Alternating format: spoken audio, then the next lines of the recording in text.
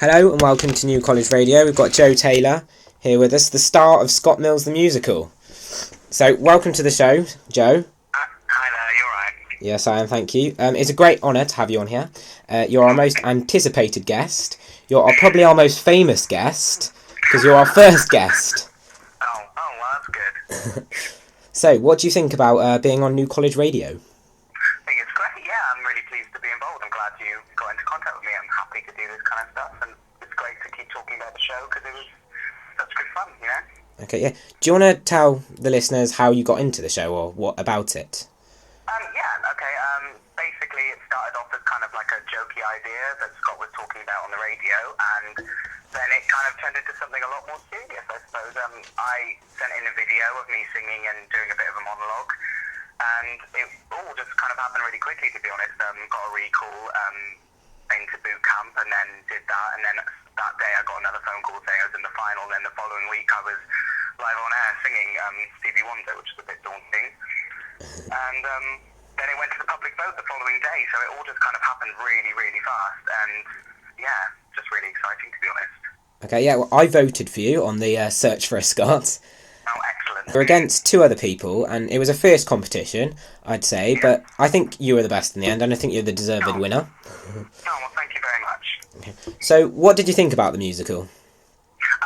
I loved it. I mean, I didn't know what to expect to begin with. I didn't even know whether to audition or not, and then I just thought, I should give it a go. It could be a really good opportunity, and it just turned into something that was just amazing. It all just kind of happened so quickly. I had 10 days of rehearsal and then straight up to Edinburgh, so it was incredibly intense, but just the best summer of my life, to be honest. It was just awesome. Were you like a big listener of the show before you entered for it? Yeah, I started looking for the show when I passed my driving test a couple of years ago, and then I just got really into the show, and I always listened to Scott more than anyone else, and so it was just really exciting to meet them as well, and also to meet them and realise that they're all lovely people. They're not nasty people, they're not pretending to be nice or funny, they are just genuine on the air, and that's really nice to know. Yeah, that was going to bring me on to the next question. How was it working with Scott? Yeah, really good. It was really funny because it was kind of a strange kind of idea, because they had no idea how to go about writing a musical, and I had no idea what it would be like to go on the radio. So it was kind of like a real learning curve for all of us.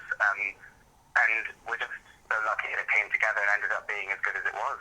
And just such fun working with those guys. They're just a really great bunch of people. I met awesome people. I mean, I met David Hasselhoff. So Yeah. that was good. That must have been amazing to meet the actual Hoff. Yeah, it was very bizarre, because I heard him before I saw him. I heard him coming down the corridor, and then it was just this kind of brief 1 minute meeting with him, and then he was gone, running out the door. He's very energetic. Really, he seems like a really nice guy. Yeah, it was just insane meeting this person in real life. So, what was the best part of the musical for you? Could you choose a specific part of it? My favourite part of the show, for me to do personally, probably my Pinot Grigio, which is a song that actually a listener wrote and sent in, basically about Scott's love for white wine, and also the Les Miserables spoof where I dressed up as Susan Boyle and sang a version of I Dreamed a Dream, which was really good fun. Well, we actually have my Pinot Grigio, the song now, so we can play it on air now. Are you okay listening to it? No, that's cool. Okay, here it goes. Can you hear that? Yeah, I can hear it. My days are long, the roads I walk, the cross I bear. It would be wrong to come home and find no one there. To an empty house, an empty street, in the empty world where I live. If it wasn't for you, and all you have to give, my Pinot Grigio, staring up at me, my Pinot Grigio. Oh, I'm sorry about this, Miley. How sweet a life can be. No, don't go. Nothing in the world compares to you. You're too class. Call me, Miley. I like you, I love you in my, want you in my life.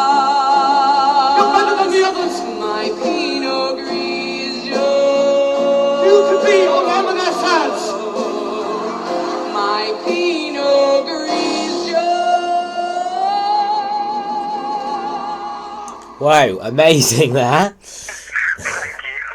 So, just to say, if people don't know about the musical, in the background there was another scene going on there with the boss and Mylene Class.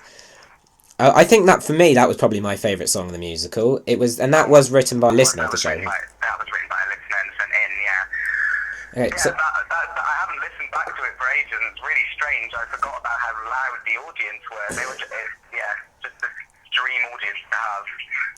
we've got a couple of reviews here, or parts of the reviews that we said, yeah? So, what's been said about you is that one of them said that you're really rather good, and Broadway Baby says that you're a talent to watch out for. What would you say to these type of reviews? We were just amazed by the reviews, and it was just amazing for me to get such good feedback. I mean, I've never worked on a professional job before. I've done a lot of amateur stuff, and I'm still in training at the moment. And to get that kind of response from people was really overwhelming and really lovely. And people just in the street in Edinburgh, and since then, just people just being so nice about it, so nice about it. And it's just really nice that that people enjoyed what I was doing, I guess, and what we were all doing. And as a company, we were so close, such good friends, and still all in contact now. And it's just nice to know that we did a good job, I think. Well, yeah, it was given a 5-star, so it really shows how good it was. But I think you need to take it in context as well, because it was created as a bit of a joke, but in the end it was taken very seriously, I think, and it produced something amazing. That's exactly how it was. You really summed it up there, because it did start as a joke, and none of us really knew what we were kind of diving into, and it ended up just being something that was very funny, very good, but actually was good music, and we worked so hard on it, and we were so pleased with the results, and really something to be proud of as well. One of the reviews also said that the songs, if not instant hits, will certainly become stuff of radio legend, and I can see them being played out on the Scott Mills show for years and years to come. Oh yeah, I think because nothing like that's ever been done at Radio 1 before, and it was a huge risk for them to take. But by the end of it, all of the Radio 1 guys, all of the company and the cast and me, we were all just buzzing from it, and so sad to see it end. So sad, because I think we didn't know what the demand would be, how good it would be. So obviously we only did a 3-night run, and there was such demand for more, and we were just sad that it ended. But yeah. Yeah. It was held at the Edinburgh Fringe Festival, and I think it was great publicity for the festival. I went this year. Unfortunately, I wasn't early enough to see the musical. But what do you think it did for the actual festival? Pardon? What do you think that the musical actually did for the festival and the publicity it was given over Radio 1? I think it gave people an opportunity to go to the festival. I'd never been myself, so it was kind of a similar thing for me to go to the Edinburgh Fringe.